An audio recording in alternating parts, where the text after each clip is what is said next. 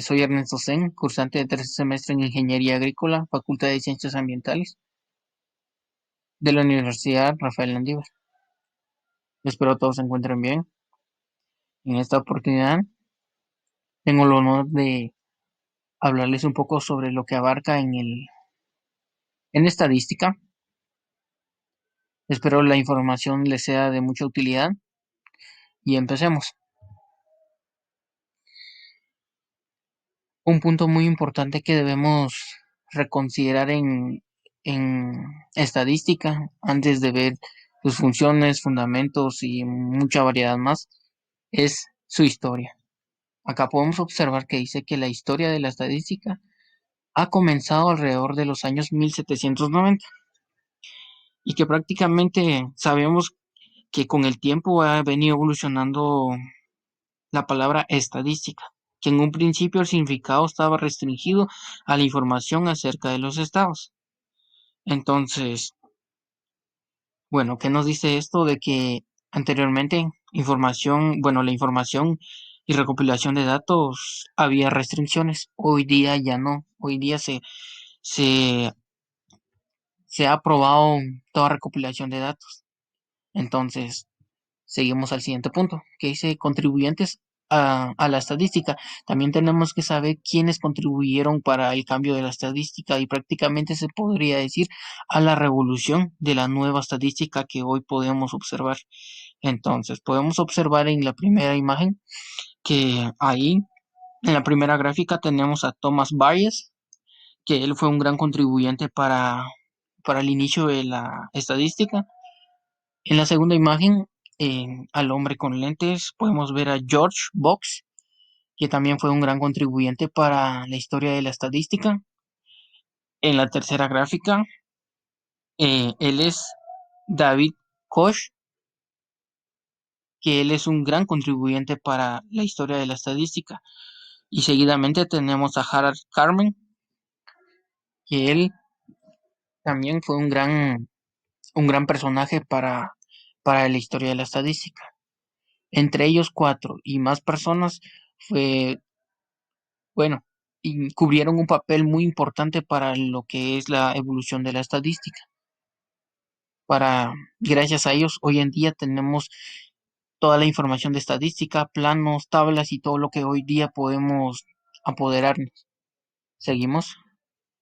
Entonces, podemos observar que acá hay conceptos básicos de la estadística, como por ejemplo, les hablaría yo sobre lo que es la población y a qué difiere con la estadística. Seguidamente la muestra significativa y censo, análisis, interpretación, frecuencias, tarjado. A un extremo o a su lado derecho podemos observar que hay dos imágenes. En la primera imagen, que es lo que les comentaba anteriormente, la estadística ha venido evolucionando. Nuestros ancestros han venido utilizando la estadística inconscientemente. Se pueden ver si pueden observar en la primera imagen, hay geoglíficos. ¿Eso qué quiere decir? Que nuestros ancestros, ellos utilizaban otros tipos de métodos para practicar lo que es la estadística, aunque inconscientemente no lo sabían, pero sí, ellos le tenían, ¿qué se podría decir que otro nombre? Pero si pueden observar en ese tiempo, por decir, contaban a su gente por medio de, de imágenes geoglíficos prácticamente, es decir, la cantidad de su gente por la cantidad de geoglíficos que ellos marcan en las paredes, y conforme el tiempo se vino viniendo así, pasando pergaminos y muchas cosas más. Y en la segunda imagen podemos observar un gran plano, que es lo que les decía. Los cuatro personajes que anteriormente observamos y muchos personajes más dieron una gran ayuda de su parte para que todo eso fuera evolucionando, que pasáramos de una roca a unos planos. Entonces seguimos. Bueno, empezamos con población. Acá podemos observar que dice, una población es un conjunto de elementos o eventos similares que son interés para alguna persona o experimento. Una población estadística puede ser un grupo de objetos existentes, o una hipotética y potencialmente infinita grupo de objetos concebidos como una generalización de experiencia. Entonces, si pueden observar en la imagen la población estadística. Entonces, la población, como lo dice la imagen, está formada por todos los individuos. Cada una de las personas está contada en una población. Y entonces, ahí pueden observar que la población es todo el individuo, es todo, todo, toda persona que tiene vida en una comunidad, se podría decir, una población, hasta el más mínimo niño, hasta el más pequeño niño, perdón, hasta el más grande adulto. Todos cuentan como población, cada persona cuenta para crear la población. Entonces a eso se refiere población. Por eso en la descripción nos dice, una población es un conjunto de elementos, es un conjunto de personas. Entonces, seguimos.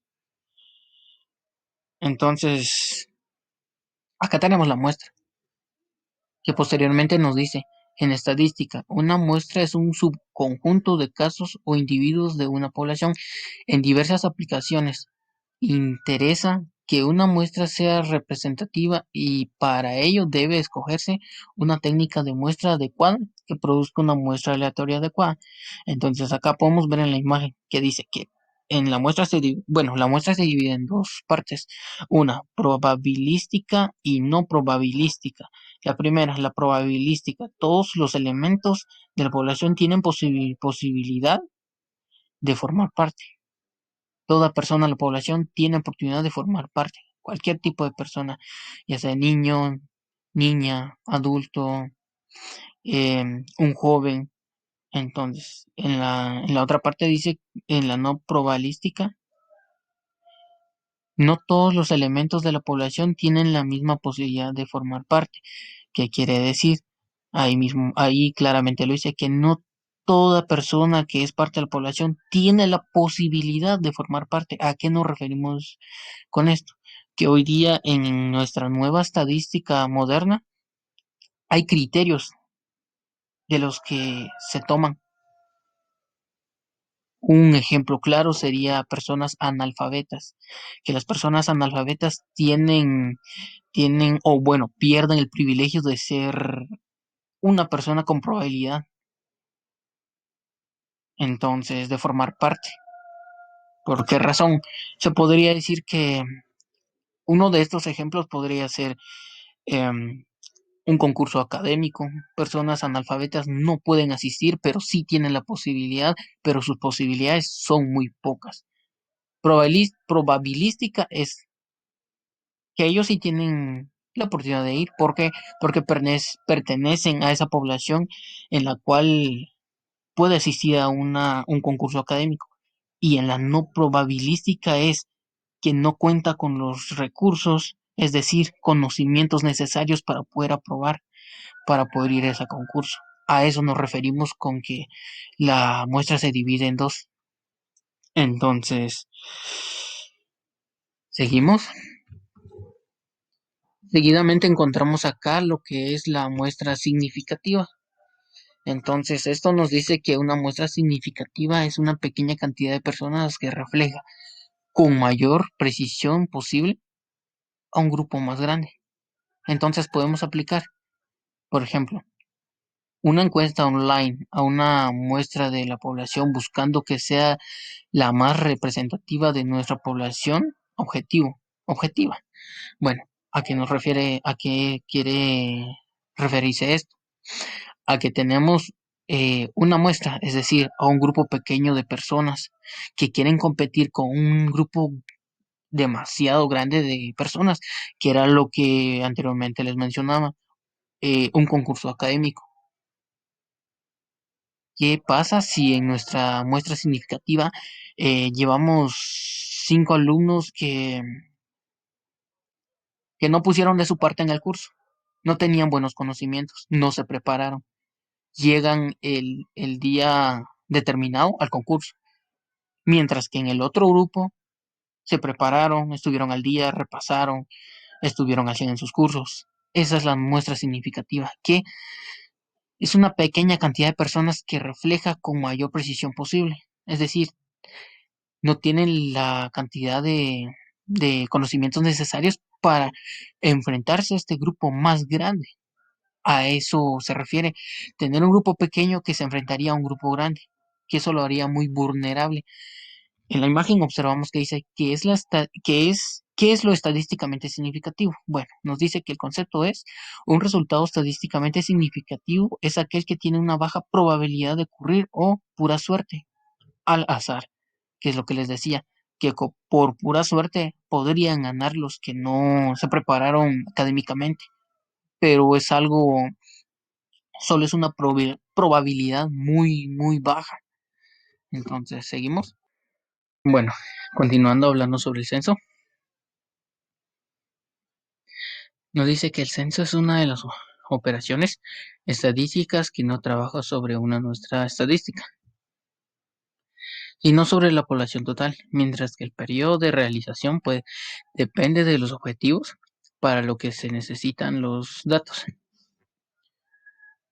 Acá nos dice que un ejemplo sería, bueno, que en diversos países se llevan a cabo censos poblacionales, por lo general cada 4 años, el mismo periodo utilizado para censos agropecuarios. ¿Qué nos da a entender esto? Los censos agropecuarios son qué cantidad de animales hay en una población, en una comunidad, para luego determinar cuántos animalitos hay en un país.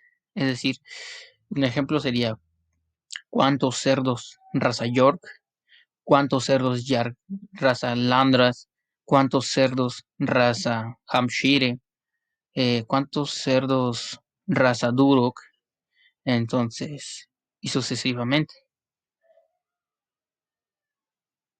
¿Cuánta raza de ganado lechero? Jersey. ¿Cuánta raza de ganado lechero doble propósito o Girolando? Entonces, eso es lo que nos trata de decir el censo agropecuario. ¿Cuánta gente trabaja en avicultura? ¿Cuánta gente trabaja en cunicultura? ¿Cuánta gente trabaja en ovinocultura, piscicultura? Entonces, esta es la perdón, recopilación de datos en censos agropecuarios. Entonces, en el caso de las personas, podemos ver en la siguiente imagen que tenemos en pantalla que, bueno, nos dice que el hombre cubre bueno, es un total de 7.223.96, que eso equivale al 48.5% que cubre nuestra población total. En mujeres es bueno, en cantidad son 7.678.190, perdón, que eso equivale al 51.5% de nuestra población total.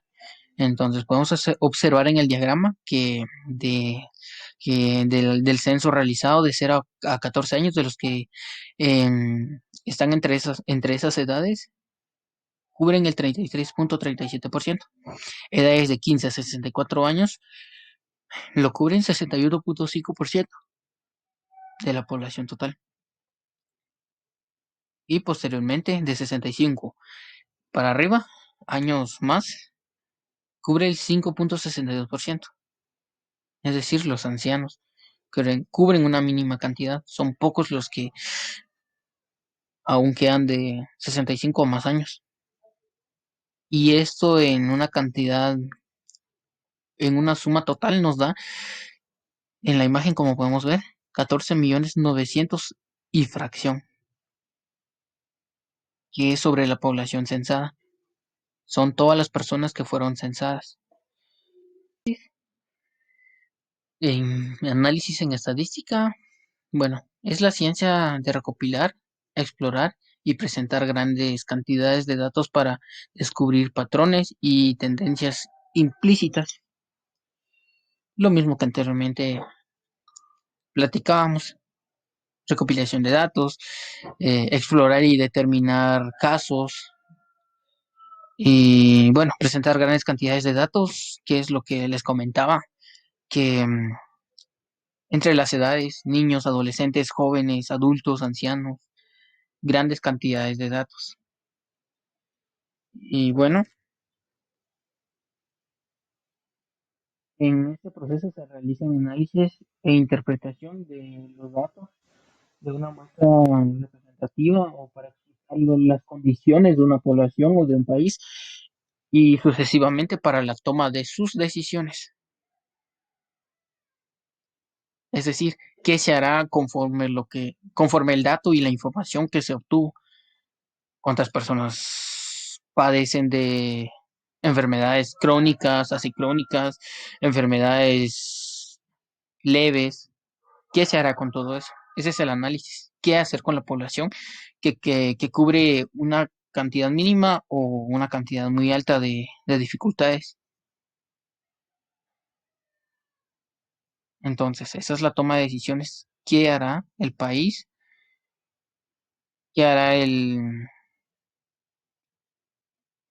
encargado de observar todo eso, de determinar qué se hace y qué no se podría hacer?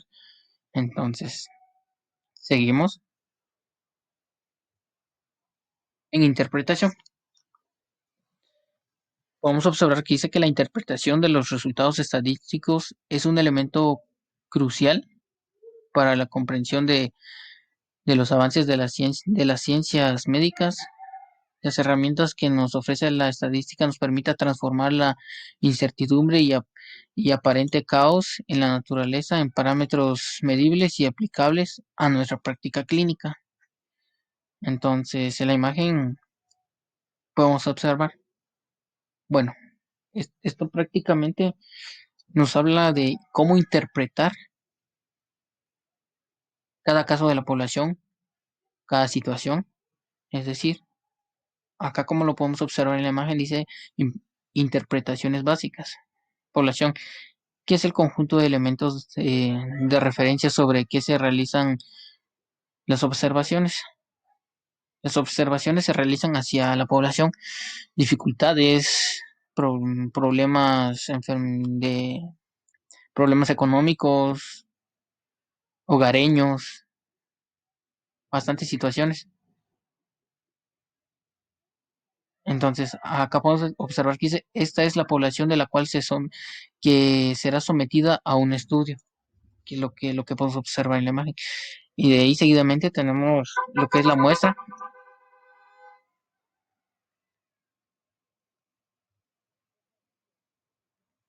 Tenemos lo que es la muestra, que es una pequeña parte de la población que se toma como referencia para aplicar ciertos estudios. Y podemos observar que dice que cualquiera de estas muestras son válidas para realizar un estudio. Cualquier diagrama, lo que se puede observar ahí. Entonces seguimos en frecuencia. La frecuencia en estadística es un evento, o bueno, de un evento es el número de veces que dicho evento se repite durante un experimento o una muestra estadística, como lo observamos en la imagen. Número de hermanos de los alumnos, respuestas de 25 alumnos. Y vamos a observar que el uno se repite 11 veces y de que el número cero se repite 6 veces. Es decir, el número cero podrían ser las personas sin estudio. Lo que es número 11 se podría decir que, pongámosle otro tema, que podrían ser personas que padecen una enfermedad crónica, el número 11. 11 personas con enfermedades crónicas que padecen del mismo caso. Y seguidamente vemos un 5 que hay 5 casos de personas que sufren de dificultad psicológica, se podría decir.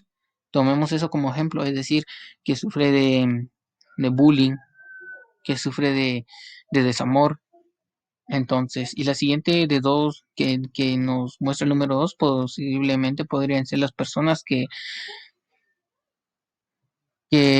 bueno, que padecen de una enfermedad determinada, se podría decir cáncer, hay 2 personas en esa población que padecen de cáncer, y así sucesivamente. Bueno, les explicaba que es las veces que se repite el mismo caso, las veces que se tiene el mismo caso. Entonces, bueno, seguimos. Tenemos lo que es el tarjado.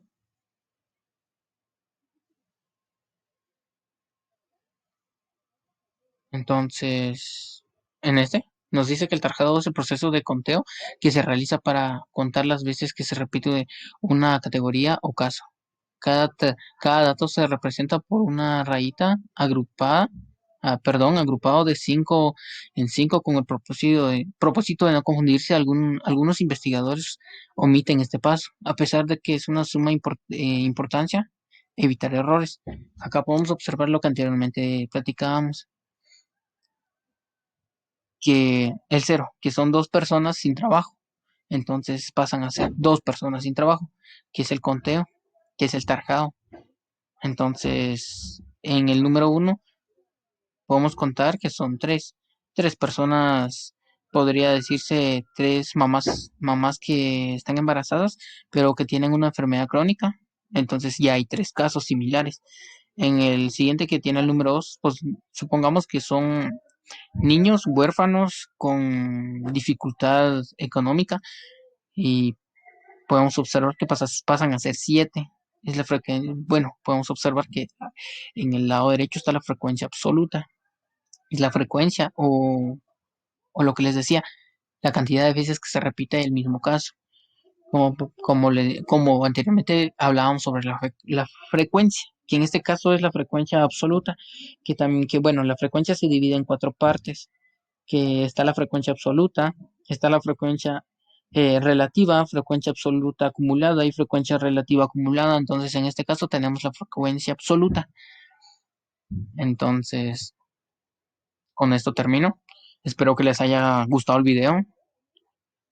Si tuviesen alguna pregunta, recomendación, entonces pues me lo podrían hacer en el canal.